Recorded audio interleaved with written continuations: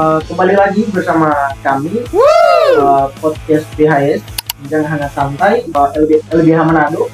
Dan pada kesempatan kali ini kami kedatangan tamu dari seorang penulis lepas namanya Bung Taufik Poli. Dia juga merupakan seorang kader di media. Mungkin sekarang menjawab sebagai ketua cabang ya. Begitu. Jadi pada kesempatan ini kita akan membicarakan terkait dengan pariwisata sebagai penting proses akumulasi. Nah, studi kasusnya terkait dengan kawasan ekonomi khusus yang terjadi atau yang ada di Likupang. Betul. Sebelum kita masuk lebih jauh, saya sebetulnya ingin menanyakan satu hal. Nah, kira-kira dalam melihat persoalan pariwisata yang terjadi di Indonesia, termasuk atau lebih khususnya di Likupang, itu Bung melihat persoalan tersebut dari landasan atau kacamata filosofisnya seperti apa? Oke, menarik. Makasih Bung Brian. Jadi kalau kita berbicara mengenai pariwisata kan sebagian besar orang mungkin menilai pariwisata itu sebagai aktivitas leisure biasa, aktivitas waktu luang biasa yang nampaknya itu dijalankan secara biasanya, tetapi sebetulnya persoalan pariwisata itu menyimpan berbagai macam polemik, terutama polemik mengenai relasi kekuasaan yang bercorak ekonomi politik di dalamnya. Jadi kalau kita berbicara mengenai pariwisata itu tidak hanya sebagai sebuah aktivitas santai, tapi dia juga sebagai sebuah moda produksi yang di dalamnya di situ ada proses komodifikasi, kemudian bagaimana ada proses akumulasi kapital itu berlangsung di dalamnya lewat kombinasi negara dan pasar dan seterusnya yang memungkinkan pariwisata itu bergerak dari yang aktivitas leisure biasa menjadi sebuah modus akumulasi kapital yang bergerak di bidang pariwisata. Nah, sebagian besar studi-studi mengenai pariwisata itu mengambil perspektif dominan dalam pariwisata yang melihat pariwisata itu sebagai murni persoalan tata kelola manajerial. Jadi keberhasilan pariwisata itu dinilai daripada penataan pariwisata dan dengan demikian penataan tersebut diharapkan dapat berkontribusi baik untuk pertumbuhan ekonomi. Itu menjadi narasi-narasi besar daripada lembaga-lembaga pembangunan dunia yang sering melihat pariwisata itu sebagai sektor penting dalam proses akumulasi atau pertumbuhan ekonomi terutama di negara-negara selatan.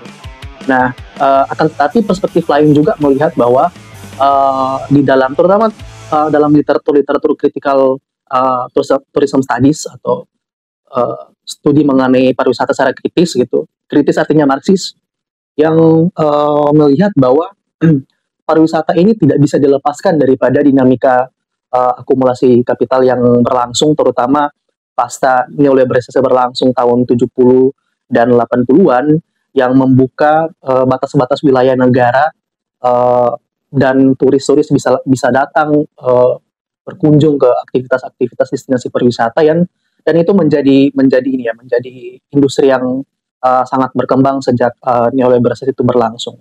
Nah, mereka melihat bahwa proses neoliberalisasi di bidang tatanan institusi sosial, politik, dan mobilitas warga dunia itu menjadi komponen penting pada support industri pariwisata.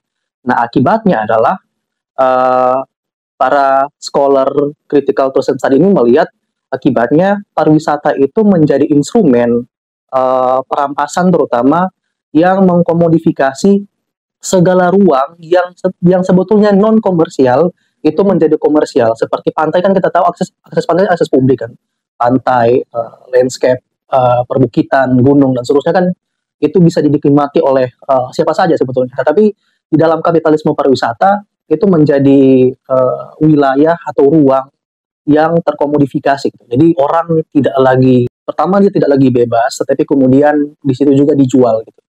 Jadi ada persoalan tukar menukar bahwa ruang pariwisata pantai dan destinasi pariwisata seterusnya itu menjadi komoditas di dalam kapitalisme pariwisata. Ya bukan hanya merupakan betul tempat rekreasi yang biasanya.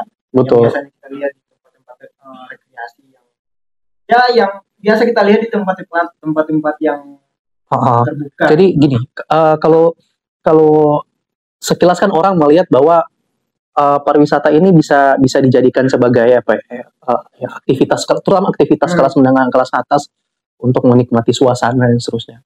Tapi ketika siklus modal itu berlangsung, kemudian mencari ruang baru untuk akumulasi.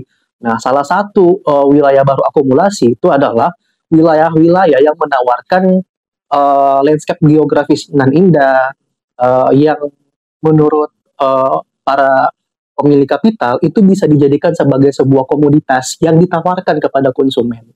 Dan proses inilah yang kemudian membentuk apa yang disebut sebagai kapitalisme pariwisata, di mana pariwisata itu kemudian telah menjadi sebagai sebuah model produksi di dalam tatanan ekonomi yang kapitalis. Melihat fenomena ekonomi politik, khususnya pariwisata, terkait dengan persoalan pariwisata, bagaimana posisi negara dalam persoalan ini? Nah, ini menarik bahwa terutama di Indonesia, Indonesia memang akhir-akhir ini ada upaya Indonesia untuk industrialisasi, ya, terutama di bidang padat modal.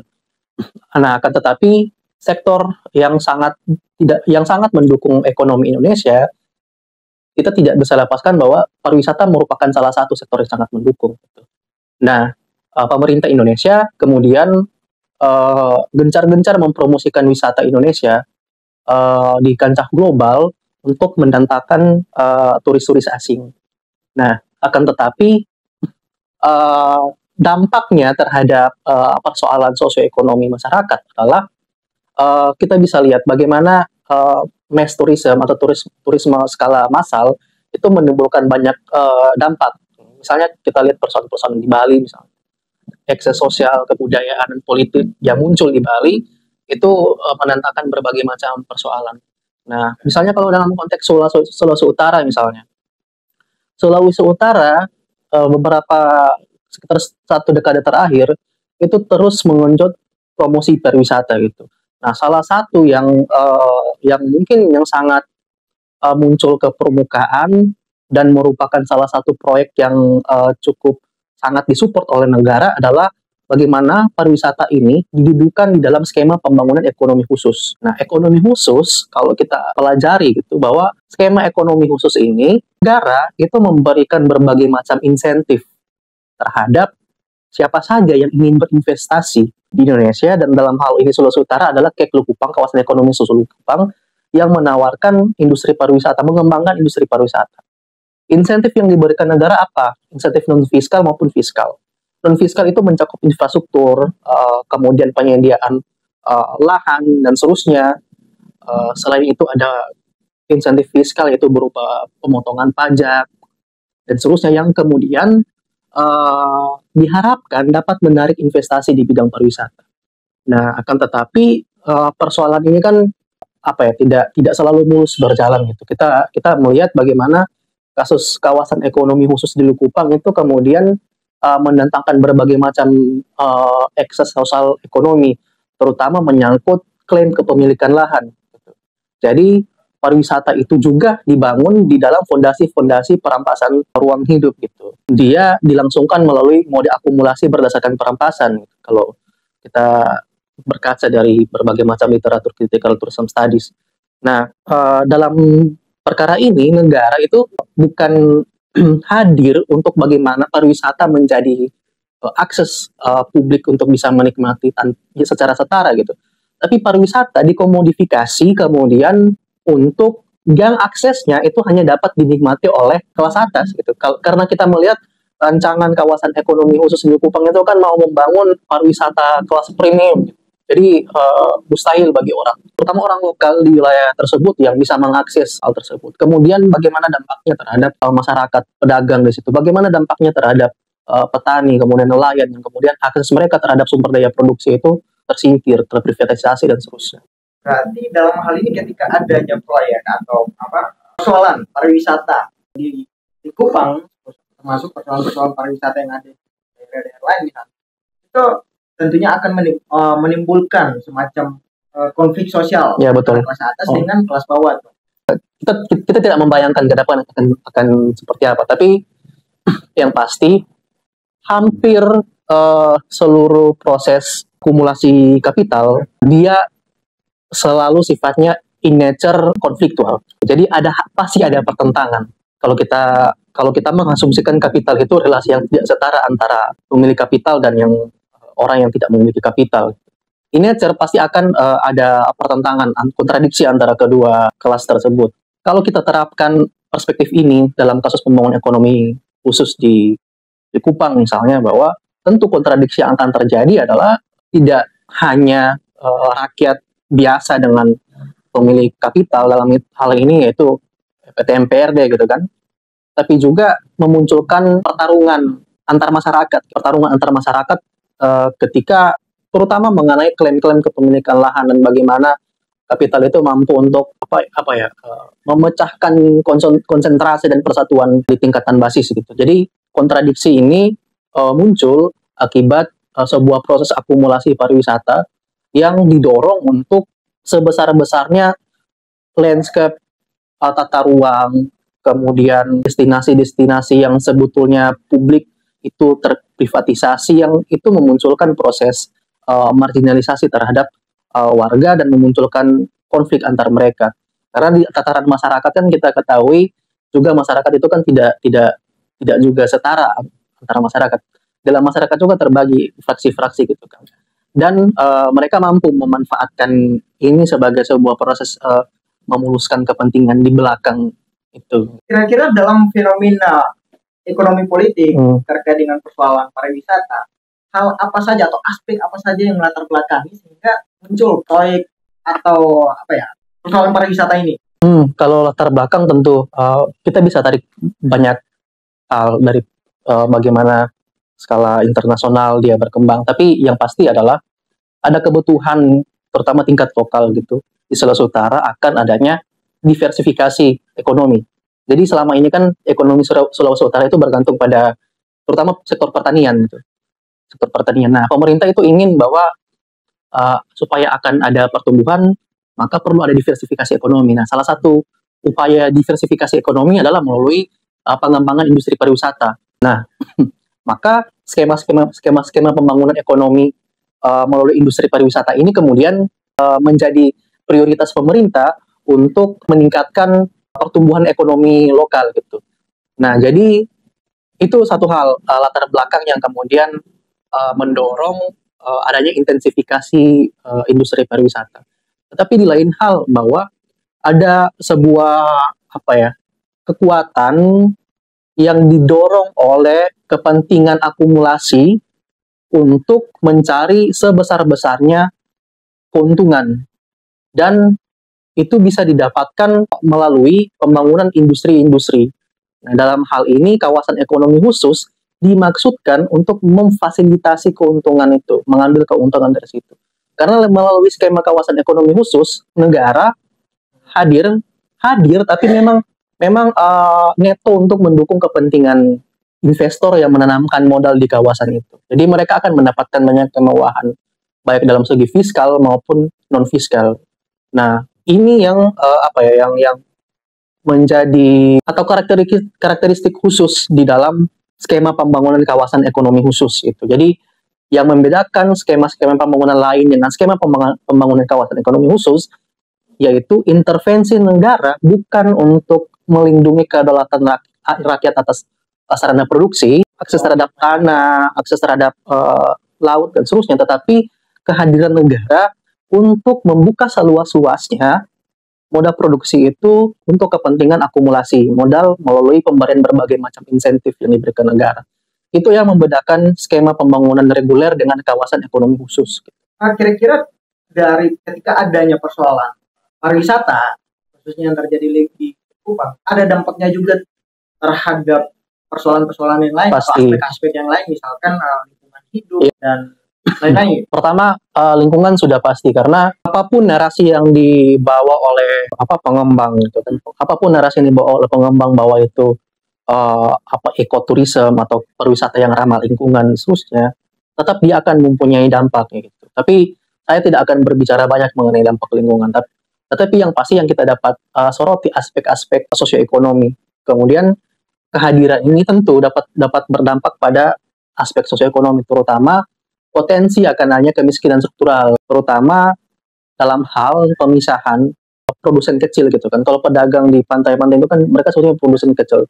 nelayan, kemudian produsen kecil, petani itu produsen kecil. Akses mereka terhadap sarana produksi dengan adanya proses akumulasi melalui skema pembangunan ekonomi khusus, yaitu dalam hal ini pariwisata, dampak yang paling mungkin terjadi yaitu kemiskinan struktural. Kemiskinan struktural ini apa? Yaitu tidak adanya akses masyarakat miskin terhadap sarana produksi.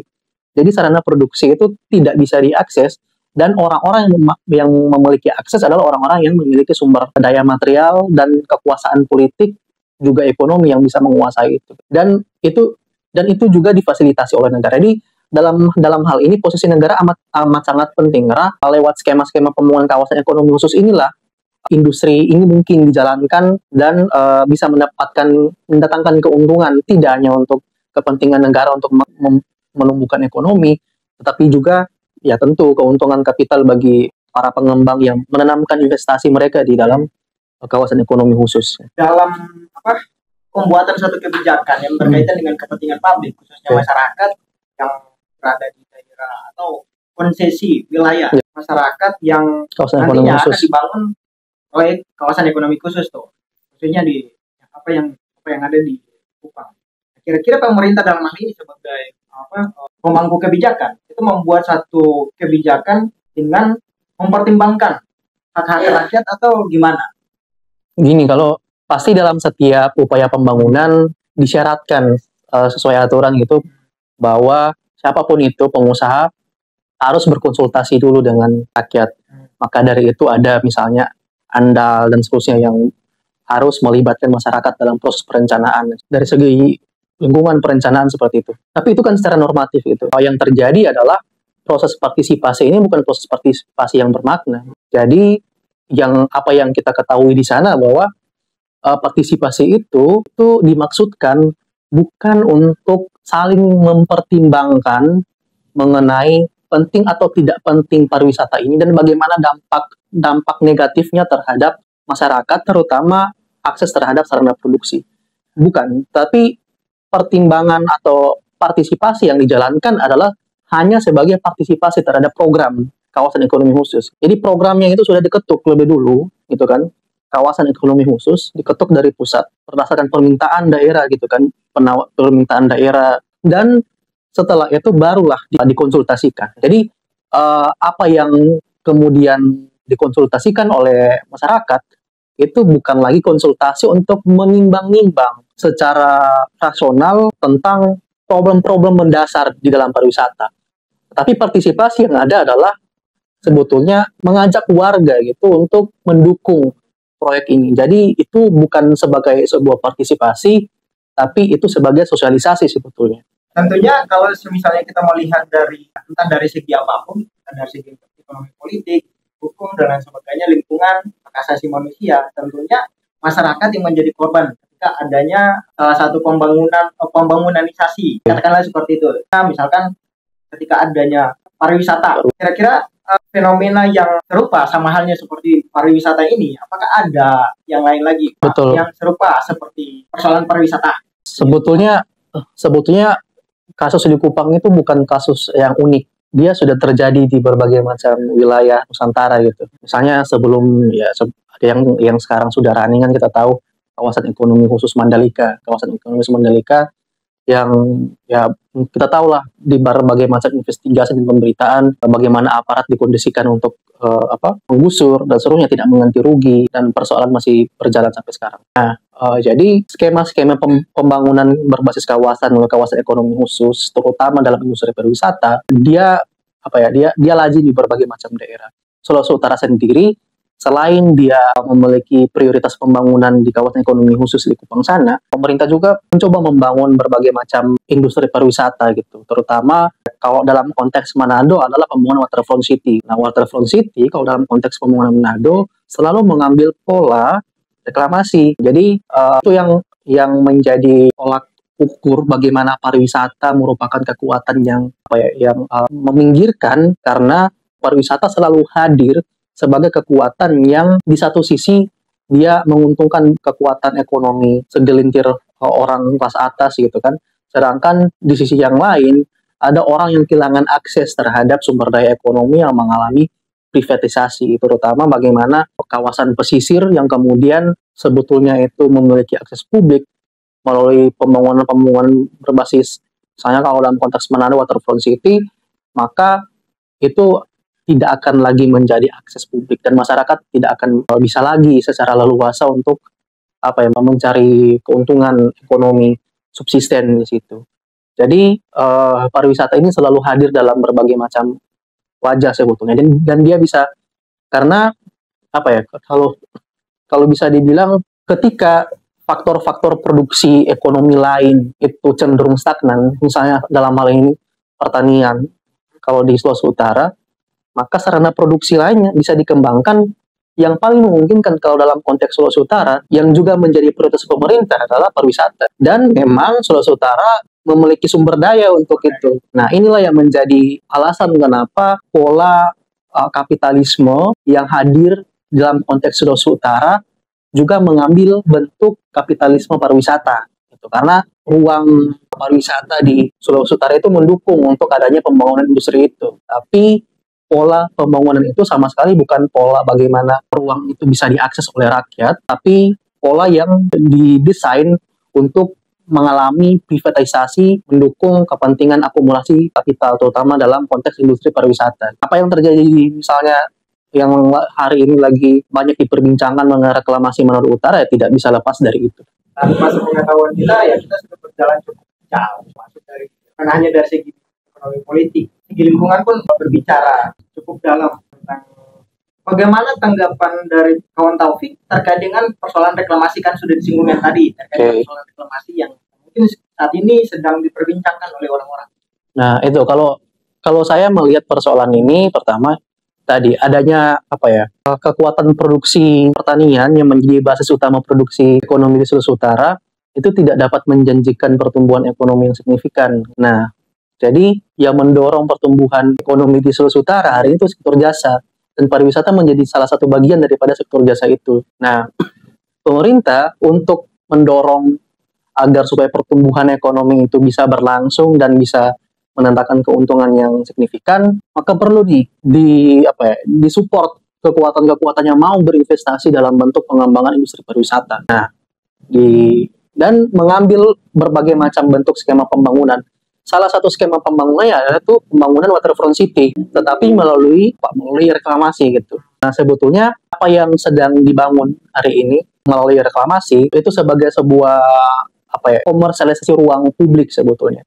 Jadi ruang yang terkomodifikasi gitu. Jadi ketika salah satu prinsip utama di dalam kapitalisme itu adalah dia berupaya mengkomodifikasi apapun itu, selagi bisa dikomodifikasi mendatangkan keuntungan, maka dia akan hadir sebagai kekuatan yang untuk mengkomodifikasi ruang itu tadi. Dan meskipun itu yang kita bisa melihat, sebetulnya itu bukan wilayah-wilayah yang dapat mendatangkan keuntungan komersil, tapi kapitalisme kan itu inovatif kan. Jadi dia bisa melihat mana yang bisa mendapatkan keuntungan ekonomi walaupun itu non komersil gitu. Bayangkan misalnya bagaimana kalau misalnya kita tinjau kasus di Kupang misalnya, wilayah Walas Conservation Center, walaupun itu bukan menjadi bagian daripada kawasan ekonomi khusus di Kupang, tapi itu diafirmasi sebagai apa? Dia mengadopsi bahwa kawasan ekonomi khusus di Kupang ini juga akan membangun pariwisata berbasis konservasi gitu. Pariwisata berbasis konservasi. Nah, konservasi itu sebetulnya sebuah hal yang non komersil, tetapi di bawah kapitalisme pariwisata itu bisa menjadi komersil gitu. Dengan pengalaman berwisata dalam nuansa yang mendukung lingkungan, konservasi dan seterusnya. Begitu lagi. Apa yang kemudian dijadikan sebagai wilayah reklamasi itu, walaupun pantai itu tidak dapat dikomersialisasikan, tetapi mereka mampu untuk mengkomersialisasikan itu. Dan yang menjadi yang memiliki peranan penting dalam hal ini atau negara. Negara bisa memfasilitasi itu semua melalui izin dan berbagai macam regulasi yang mendukung proses-proses ini. Paradigma pembangunan negara itu selalu pertumbuhan bukan pemerataan. Dan selama ini kan pertumbuhan itu harusnya sudah diragukan. Narasi mengenai pertumbuhan harus kita hilangkan dan kita harus berpindah ke narasi pemerataan. Selama ini kita hanya menganggapkan pertumbuhan, tetapi pertumbuhan ekonomi Indonesia, walaupun dia tidak signifikan, telah mendatangkan banyak ketimpangan. Jadi walaupun kita tumbuh ekonominya, tapi di sisi lain ketimpangan kita naik. Gitu. Ya teman-teman bisa lihat berbagai macam laporan soal itu. Artinya apa? Pertumbuhan ekonomi kita tidak sehat. Itu artinya ada segelintir orang yang mendapatkan manfaat daripada pertumbuhan ekonomi itu. Dan itu hanya segelintir. Bisa kita sebut sebagai hari ini tren sebagai istilah oligarki, gitu, yang ya fusi antara politiko, bisnis, birokrat yang kemudian bisa memfasilitasi kepentingan ekonomi lewat instrumen negara, gitu, lewat aturan dan seterusnya. Berarti kalau untuk kita lihat dalam fenomena pariwisata di Ketupat, yang menjadi bagian daripada komplotan oligarki ini adalah MPRD dengan instrumen-instrumen negara sama seperti pemerintah daerah misalnya. Betul. Kalau kita memahami oligarki sebagai sebuah relasi kekuasaan, maka ya komponen-komponen kekuatan ini, pasar, negara, itu menjadi bagian penting di dalam membidani kepentingan akumulasi kapital gitu. Dan sebagaimana kita tahu kalau fusi ini telah terjadi, kekuatan yang telah bergabung, tentu yang mendapatkan keuntungan yang sangat besar adalah kekuatan-kekuatan ini. Sementara rakyat di satu sisi hanya menerima fakta bahwa sarana produksi yang sebelumnya dapat mereka akses secara setara itu harus rela hilang karena ada kepentingan dalam tanda kutip pembangunan. Ini merupakan pembangunan yang sangat tidak berperspektif setara gitu. Ini menarik. Dalam beberapa diskursus di kopi di luar sana, beberapa warga masyarakat bahkan kawan-kawan mahasiswa termasuk akademisi beranggapan bahwa terkait dengan pembangunan ya. Oke, menarik pembangunan ini. Apa yang sudah dibuat oleh pemerintah itu sudah baik. Terkait dengan pembangunan misalnya itu sudah baik, jadi masyarakat, warga, tani, nelayan dan lain sebagainya itu terima saja apa yang sudah dibangun oleh pemerintah itu baik untuk warga masyarakat ini dan untuk kepentingan masyarakat. Kira-kira bagaimana tanggapan dari? Kalau saya akar permasalahan dari persoalan ini adalah krisis epistemik di kalangan sebut saja kalangan intelektual. Sorry bukan intelektual tapi ya orang-orang inilah yang orang-orang mendapatkan manfaat untuk belajar seterusnya, tetapi tidak terdidik secara kritis. Kenapa ada krisis epistemik? Bahwa sarana pendidikan kita, Bung Ren, itu sangat didominasi oleh wacana-wacana dominan yang mengatakan bahwa pertumbuhan ekonomi sama dengan baik, pembangunan sudah pasti baik, dan pembangunan ekonomi yang berorientasi pasar itu pasti dapat mendatangkan manfaat, membuka lapangan kerja dan sebagainya. Oke, itu suatu fakta yang tidak bisa kita bantah soal bagaimana perusahaan itu membuka lapangan kerja dan seterusnya.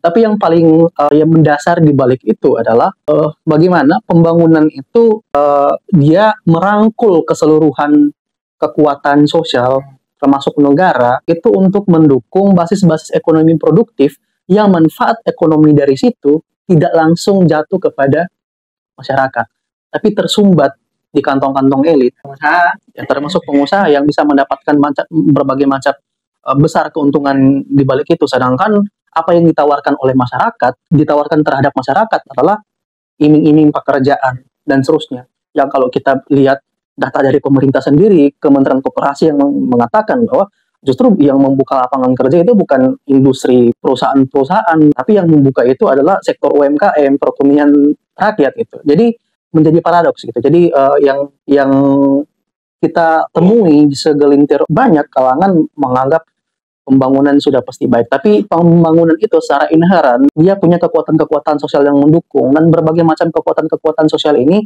memiliki kepentingan di balik pembangunan itu. Itu kalau kita belajar critical development studies, bagaimana pembangunan itu harus dipahami sebagai sebuah relasi kekuasaan, pertarungan, dan adanya hubungan-hubungan akumulasi di dalam pembangunan tersebut. Dan dari kriteria-kriteria pembangunan macam ini, sifat-sifat pembangunan yang semacam ini, kita bisa paham bahwa pembangunan itu menyimpan kepentingan yang bisa kita kritisi. Tetapi ada model-model pembangunan lain yang bisa kita bangun bersama-sama yang lebih setara gitu, yang perlu dibangun, terutama disupport melalui pengorganisasian kekuatan rakyat yang sangat terkonsolidasi untuk membangun pembangunan model tandingan dari pembangunan dominan. Dengan persoalan-persoalan sosial yang semakin hari semakin banyak ya, semakin meluas khususnya di Sulawesi Utara.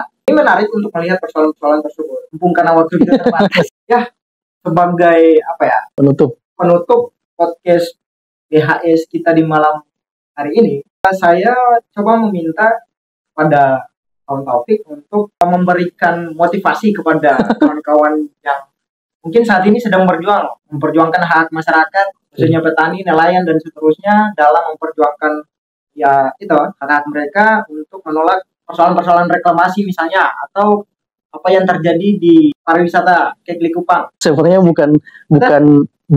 bukan tugasnya saya untuk memberikan motivasi Tapi terhadap kesadaran kawan-kawan yang sedang Ya. berjuang. Tapi kita bukan motivasi sebetulnya yang mereka inginkan gitu. Tetapi bagaimana kemudian kita bersama-sama untuk membentuk sebuah, bukan motivasi tapi kesadaran, pembentukan kesadaran ideologis, terutama di internal gerakan rakyat sendiri gitu. Nah, selain itu ya pasti bahwa perjuangan itu harus dibekali dengan kekuatan ilmu pengetahuan, maka bekalilah perjuangan itu dengan landasan-landasan ilmu yang perspektifnya kritis, yang anti terhadap kepentingan akumulasi kapitalis, anti terhadap kepentingan hanya menentangkan keuntungan bagi sebagian kecil orang. Tanpa itu mungkin sulit kita membayangkan hanya perubahan tatanan sosial yang signifikan. Kalau Lenin bilang, oh ya tidak, kita butuh teori revolusioner itu untuk merubah tatanan sosial gitu. Jadi terima kasih buat kawan Taufik yang sudah menjadi narasumber untuk di podcast PHS Bincang Hangat dan Santai Manado yang kita laksanakan di malam hari ini. Terima kasih karena sudah berbicara panjang lebar, menguraikan terkait dengan persoalan-persoalan sosial khususnya yang terjadi di Kupang terkait dengan pariwisata, kemudian menyinggung juga terkait dengan persoalan reklamasi yang terjadi di Manado Utara ya. Ya. Tetap semangat kawan-kawan, hidup rakyat. Hidup.